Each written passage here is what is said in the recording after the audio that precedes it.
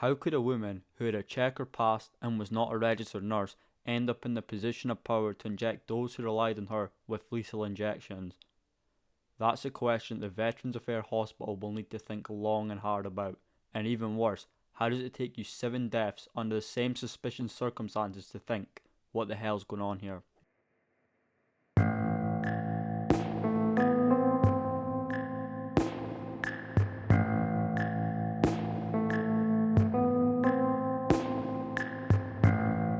Today's case brings us back to somewhere we've been before, good old West Virginia, and we can all remember the fuckery that happened last time we were here. I regret to inform you, it's not got much better since then. This time, thankfully, it doesn't involve incest, so that's a plus. Born in 1975, Reta Mays was the worst kind of serial killer, one that you'd never expect. She was described as the sort of person who you'd want to be neighbours with, as friendly as they come. May, as a youngster, attended schools in Maryland and Delaware. Next would be Glenville State College in West Virginia. She, however, did not graduate and spent less than a year there from fall 1993 to spring 1994. Mays was also a long-time member of Monroe Chapel United Methodist Church. It's not known what May dropped out for or what she done immediately after, but in 2002 she joined the West Virginia National Guard, around 6 months after 9/11. She was then deployed to Iraq in 2003, where she was a chemical equipment repairer. She spent over 4 years in the Guard until October 2006, when she was discharged on good terms. Her next gig would be as a correctional officer at the North Central Regional Jail from 2005 to 2012. A 2013 lawsuit would see Mays and another correctional officer accused of abuse. The lawsuit stated that Mays helped to restrain a prison inmate and kicked him before another officer stomped on his head. Mays, along with her co-defendant, denied all allegations and the case was scrapped. It is still worth noting though, and why I mentioned her having a checkered past. Her final role before the VA hospital would be May's first foot in the door to the care industry, working for Rest Care, a care home for adults with disabilities in Clarksburg. She wasn't lacking ambition and drive and quickly rose to residential manager in the short space of 3 years. In her new role at the VA, Mays was a shadow of her former self. The leadership and sense of drive was gone, instead replaced with a dumb, childlike manner. She spoke with a high-pitched voice. All of this was to make it seem that she was innocent. She didn't know what she was doing. She'd never know how to or be capable to intentionally hurt, never mind kill anyone, right? This image of being naive and childish gave Mays free rein over the VA hospital and ward she worked in, with no suspicion on her if something went wrong. And boy, did things start to go wrong. Patients in the ward on May's night shift would mysteriously start dying, out of the blue, from mid-June 2017 to June 2018, all dying in the same fashion. Mays would inject patients with insulin, which causes glucose levels or blood sugar to plummet. Veterans would suddenly die of unexplained hypoglycemia, 7 in total. The reality, however, is it may be up to 20.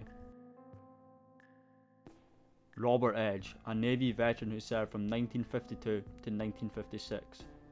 Robert Kozul, an Army veteran who served from 1951 to 1953. Archie Edgell, an Army veteran who served from 1953 to 1955. George Shaw, an Air Force veteran who served from 1951 to 1982. Felix McDermott, an Army veteran who served from 1962 to 1968. Raymond Golden, a dual Army and Air Force veteran who served from 1951 to 1953 and 1955 to 1973. William Holloway, who served in the Army from 1942 to 1945. All were murdered by Mays over the 2-year period that she worked at the VA. While they lay dying and other doctors realised their state, Mays would watch them and their suffering, lingering in the room to observe. The first confirmed murder was Robert Edge Sr. on the 20th of June 2017.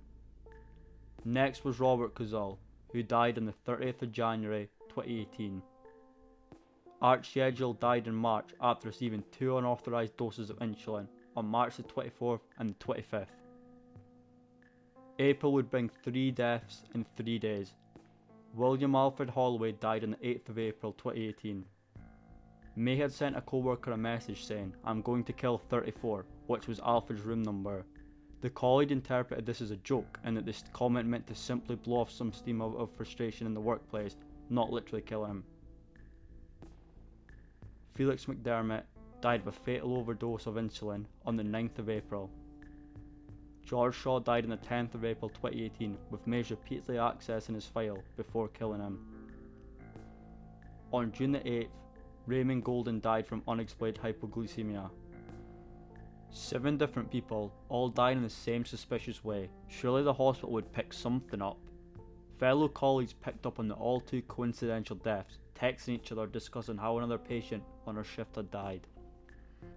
It begs the question, if colleagues could pick it up, then how the hell couldn't the management of the hospital? Mays wasn't even a registered nurse in the first place, and she was not allowed to administer medication, including insulin. Well, she was supposed to not be able to. Insulin wasn't tracked at the hospital, there was no surveillance cameras on her ward. When patients experienced severely low episodes of blood sugar and deaths, there were no tests or investigations to see why. Reports that could trigger investigations were never filed. It took 7 deaths on the ward in the same fashion, including 3 in 3 days, for someone to put the foot down and say, enough is enough, something isn't right here.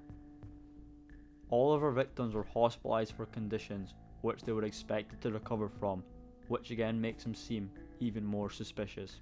An employee sounded the alarm finally after death number 7. The whistleblower insisted that something was going on and that it was possibly criminal. The federal investigation officially started on the 27th of June 2018. Fellow nursing colleagues would recall Mays displaying odd and aggressive behaviour towards patients, which they attributed to her stress in her personal life, the report from the investigation stated. Mays was identified as a person of interest on July the 5th and removed from patient care that same day, where she would not be taking care of any patient, in a clerical position. She stayed in this position for the next 9 months until she was finally fired on March the 6th, 2019. The investigation made them realise that they weren't all just accidental. Well, no shit, Sherlock, and Mays was subsequently arrested. As far as a motive for committing the murders, she claimed that she wanted to ease what she perceived as suffering, and because she had a lot of stress and chaos in her personal life, and these actions gave her a sense of control. Yeah, right. This motive would be quickly slashed as Mays lied to investigators multiple times, watched a Netflix series titled Nurses Who Kill after injecting her first victim, and googled female killers from her work computer. I'm leaning more towards an urge to kill than any other motive to get out of this one. Ironically enough, Mays wasn't fired as a result of being caught from her crimes. It was after realising she lied in her application, meaning that if they hadn't fired her for that, then she would have had even more time to kill again. If they vetted her properly, like they should have in the first place, then this would never have happened. The VA failed to review May's personal records from previous employers or contact them as a background investigation found that her past had potentially actionable issues, which may be disqualifying under sustainability/security considerations, which means she wouldn't have got the job pretty much, which I assume is the excessive force incident I mentioned previously, another letdown by the hospital, which if done properly would have saved lives. In court, May's attorney pleaded for leniency, saying she suffered from PTSD and other mental health issues that stemmed from a sexual assault she experienced in Iraq. Clee, the judge, showed no mercy, as he should, and brought up May's search history amongst other damning evidence against her, and stated, "You're not special," and that he sees many people with mental health issues who aren't killers. The judge sentenced Reta Mays to 7 life sentences. It's safe to say Mays ain't getting out in this lifetime, or the next, or the next, or the... That wraps up the case of Reta Mays. It highlights more than just multiple murders, but holes in the US care system. If protocols were followed and Mays vetted properly, then this monstrosity would never have happened, and the chances are that despite being in hospital, all of these veterans would be alive to this day, and no families would be grieving at the losses of loved ones. It's one case that an example must be taken from to prevent it ever happening again. It's scary the thought of a random person who could have had any past history walking into a job that your loved one's life is in their hands, essentially, and a thought you should never have to think about at a hospital. Thank you all so much for watching. If you have any other cases you want me to cover, let me know in the comments. Take care. I'll see you in the next one.